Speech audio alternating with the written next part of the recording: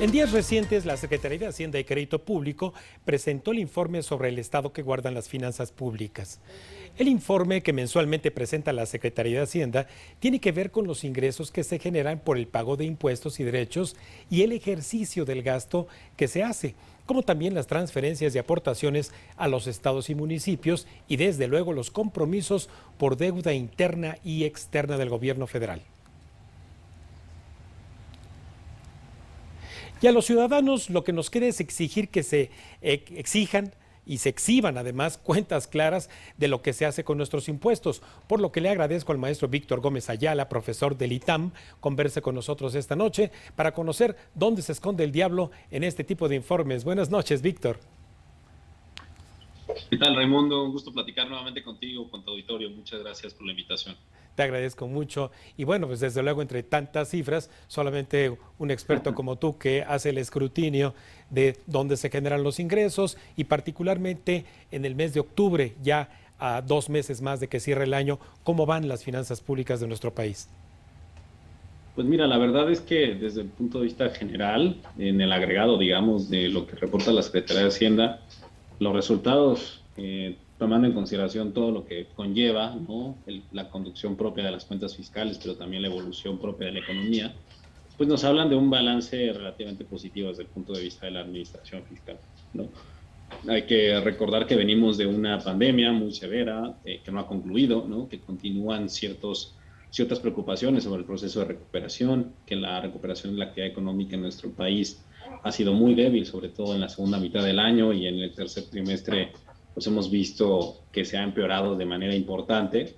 Por lo tanto, cuando vemos que las cuentas fiscales se mantienen a flote hasta cierto punto en el agregado, es decir, al considerar el conjunto de las entidades a nivel federal, pues es una buena noticia, ¿no? Hemos visto un crecimiento relativamente balanceado desde el punto de vista de ingresos, como bien señalabas, las diferentes fuentes, los impuestos, la renta petrolera, los derechos, los ingresos que aportan las entidades como CFE, el IMSS, el ISSSTE, etcétera, ¿no? Los propios petróleos mexicanos.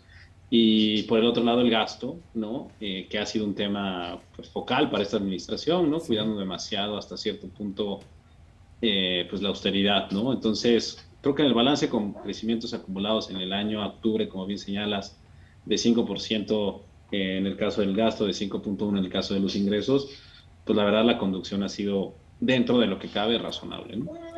Sí, ahora bien, mi querido Víctor, en ese detalle del gasto, es un hecho lo que tú acabas de mencionar, que la austeridad le ha quitado a esos ramos administrativos, economía, relaciones exteriores, comunicaciones, etcétera, recursos para podernos entregar a los ciudadanos en términos de bienestar. Y se ha canalizado ese dinero a los programas sociales y a las obras de inversión pública emblemáticas de este gobierno. Pero las cifras de inversión pública no reflejan que haya una proporción mayor que de lo que fuera factible para poder impulsar regionalmente la economía. No, por supuesto, creo que lo hemos platicado ya varias veces en tu programa, que el margen de maniobra, digamos, desde el punto de vista fiscal es bastante estrecho, ¿no? No existe una cantidad de recursos extraordinaria, ni de una cantidad que pueda generar un impacto significativo sobre la actividad económica, ¿no? Hay que recordar que todo el gasto del sector público federal no representa más allá del 12% del PIB, ¿no? Y dentro de ese gasto el que está específicamente en bienes y servicios, que es el que se contabiliza desde el punto de vista de crecimiento, pues una parte importante, pues ya son presiones de gasto que no se pueden mover de manera fuerte, ¿no? Cuando hacemos el control por las cosas que tienen ciertas inercias, pues el margen para poder cambiar de manera drástica eso, incrementarlo de manera significativa, sin deteriorar la deuda o sin deteriorar el déficit, pues es prácticamente imposible, ¿no? Sí, Víctor, entre los impuestos, ingresos tributarios que se generan está el impuesto especial sobre producción y servicios y el IEPS, y particularmente con las cifras de octubre cayó por lo que se aplica a la gasolina o no.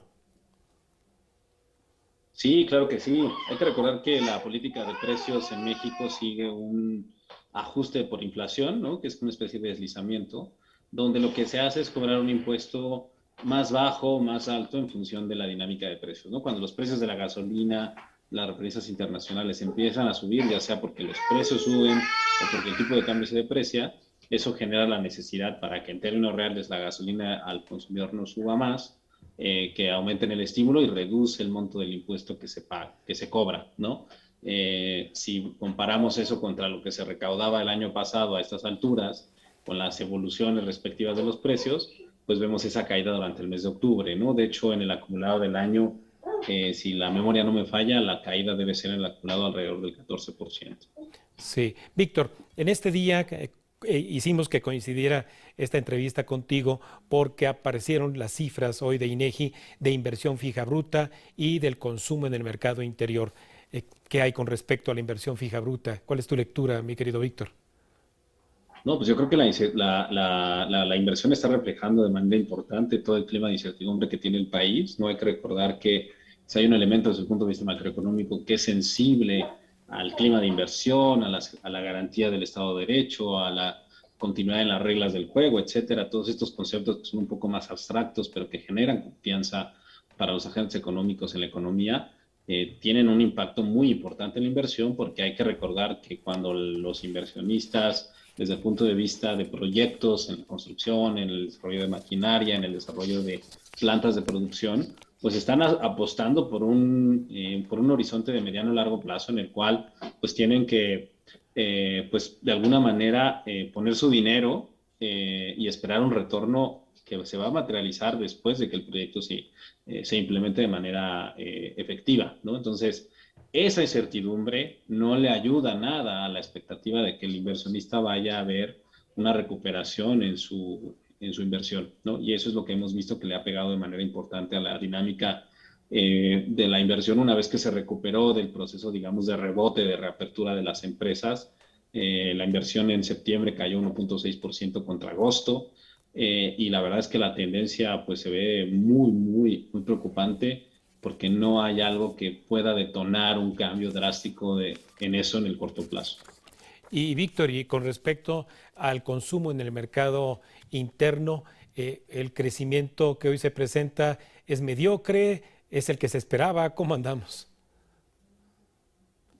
Pues mira, tan mediocre o tan bueno como la actividad económica en general en el país, ¿no? El consumo al final, desde el punto de vista de la demanda, representa casi el 70% de la actividad económica en el país. Entonces, pues si la economía anda bien, el consumo tiene que andar bien por necesidad. Si la economía anda floja, pues el consumo anda relativamente flojo, ¿no?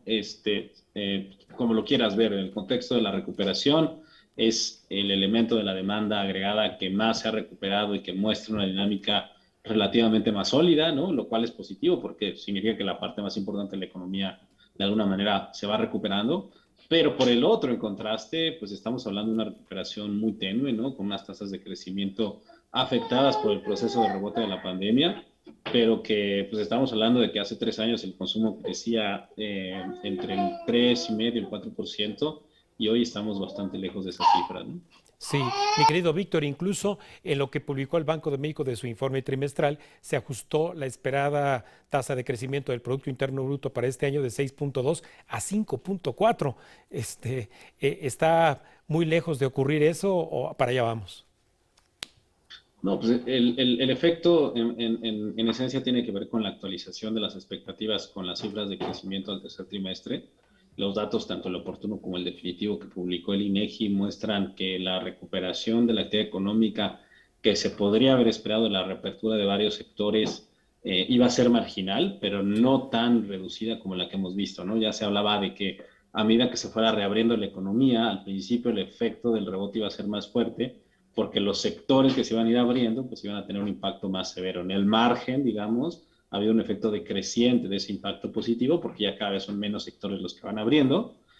Lo que ha sido bastante sorprendente y desde el punto de vista Sí, negativo, desafortunadamente, es que la aportación, a pesar de ser marginal, es menor de lo que se esperaba en sí. sectores claves dentro del sector terciario, ¿no? Sí, finalmente, Víctor, la inflación va a rebotar arriba para bajar. El próximo jueves nos vamos a enterar. ¿Cuál es tu pronóstico?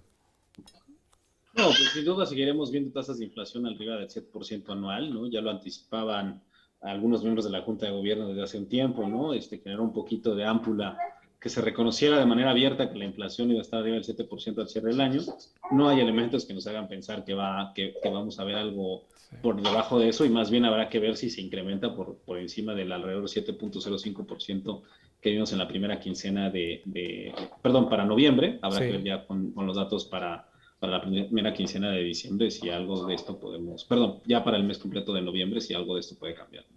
Pues vamos a esperar el jueves a ver cómo resultan las cosas, mi querido Víctor, y acá estaremos molestándote para darle seguimiento a estos indicadores tan abstractos, pero también explicados en cuentas claras por ti. Muchas gracias, mi querido Víctor. Gracias, Raimundo. Un gusto platicar contigo. Que tengas buena noche. Gracias, hasta la próxima. Bueno, pues ahí lo tiene tanto el Estado que guardan las finanzas públicas, como también, desde luego, lo que ocurre en materia de estos indicadores macroeconómicos, como la inversión fija bruta, el consumo en el mercado interior y, desde luego, lo que esperemos el próximo jueves con inflación, todo en el análisis del maestro Víctor Gómez Ayala. Antes de ir un breve corte, le recuerdo nuestras redes sociales de la Agencia Mexiquense de Noticias para que nos siga en Facebook y en Twitter, @MX Noticias y @Raimundo Tenorio.